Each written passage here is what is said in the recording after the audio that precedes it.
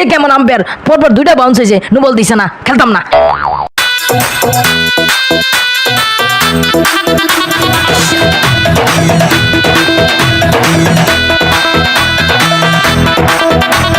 ওরে ভাই এটা কি, এটা তো বাউন্স হয়ে গেল, এটা আবেদন করতেছে কে? আরে ভাই আবেদন পরে কর।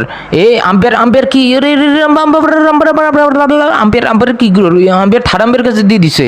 এই কিটা যাই হোক, দূর লাগছে না, আউট আউট হয়েছে না, আউট হয়েছে না। এ রে ভাই দেখছেন আপনারা, ব্যাট আর বলের মধ্যে কোনো সম্পর্কই নাই।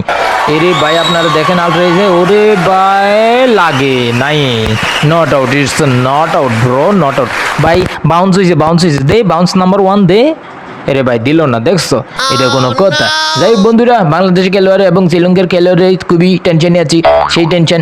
পরের বলটা আবার নো বল হওয়ার কথা, নো বল না দিয়া রান আউট হয়ে গেছে মনে হইতেছে। এইটা কোনো কথা? এইটা কোনো কথা রে ভাই?